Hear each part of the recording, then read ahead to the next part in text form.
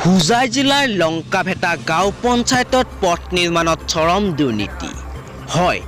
অসম তথা কেন্দ্ৰীয় চৰকাৰৰ তীক্ষ্ণ দৃষ্টিৰ মাজতো ৰাজ্যৰ বিভিন্ন অঞ্চলসমূহৰ সমান্তৰালকৈ এইবাৰ হোজাই জিলাখনো ভাইৰাছৰ দৰে আক্ৰান্ত কৰিছে একাংশ ঠিকাদাৰে।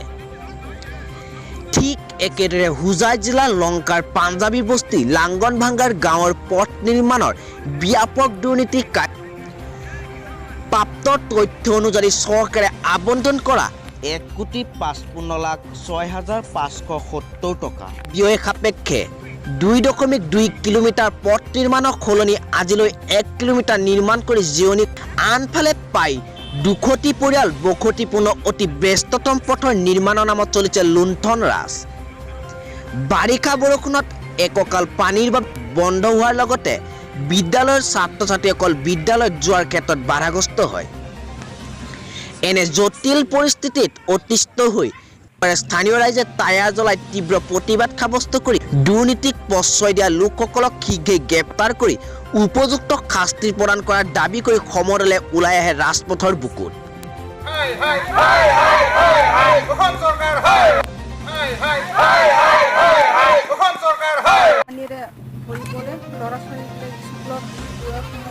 কষ্ট হয়, চাইকেল মটৰ ইয়াতে ৰখি যায় আৰু যাওঁতে পলিও যায় কেতিয়াবা মাজে সময়ে, সেইকাৰণে অধিক সোনকালে ৰাস্তাখন আপোনাৰ ঘৰত স্কুলীয়া ল'ৰা ছোৱালী আছে? আমাৰ ঘৰত নাই, চাইকেল আপুনি অহা যোৱা কৰাত ল'ৰা ছোৱালীবিলাক দেখি থাকে পৰি যায় ন, তেনেকুৱা ধৰণৰ অৱস্থা। আপুনি কি ক'ব যে আপোনালোকৰ এই ৰাস্তাখন ইমান দিনৰ পৰা যে দুৰৱস্থা কৰি ৰাখিছে, সেই বিষয়ে মানে চৰকাৰক কিবা অৱগত কৰাব নেকি সংবাদ মাধ্যমত? হয়, চৰকাৰক কি ক'ব? প্ৰত্যেক বছৰে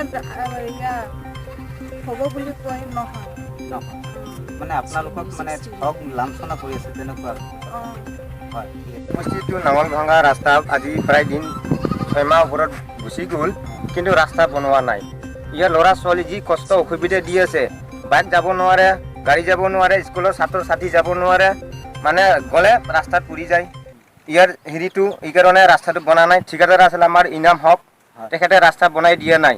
তাতে চাইনবোৰ্ডত লিখে যে আমাৰ ইয়াত 1,55,00,000 আৰু কিমানটা আছে খুচুৰা পইচাটো মই ধৰা নাই, কিন্তু ৰাস্তা আজিলৈকে হোৱা নাই। ইয়াৰ কাৰণে আমাৰ জনসাধাৰণে বহুত দুখিত। ইয়াৰ ল'ৰা ছোৱালী বহুত কষ্ট পাই আছে। এইটো কাৰণে আমাৰ হেৰিৰ পৰা আমি যে মহোদয়ক জনালোঁ, তেখেতে ক'লে যে হ'ব, কিন্তু হোৱা নাই। এইটো লৈ মই মানে আজি মই নমস্কাৰ জনালোঁ। আপোনালোকে ইমাম হক বুলি উচ্চাৰণ কৰিছে, এখেত কোন হয়? কণ্ট্ৰেক্টৰ নেকি? কণ্ট্ৰেক্টৰ হয়, তেখেত ঠিকাদাৰ হয়। তেখেতৰ নাম উল্লেখ পাইছোঁ মই, ঠিকাদাৰ।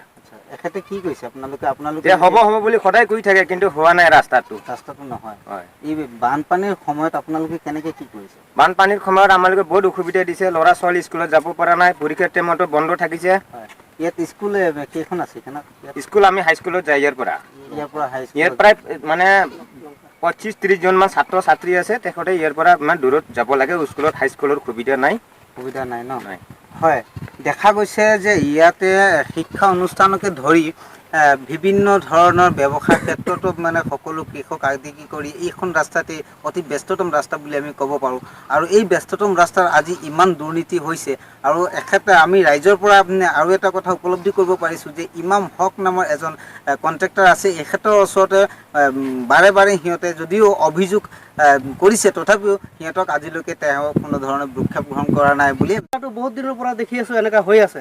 প্ৰথম ৰুলাৰ চোলাৰ মাৰিছে, আৰু এইটো গাঁৱৰ মানুহ বেছিভাগ চব্জি বেপাৰী, চব্জি লৈ অহা যোৱা কৰে, যাব নোৱাৰে, ৰাস্তাত পৰি যায়।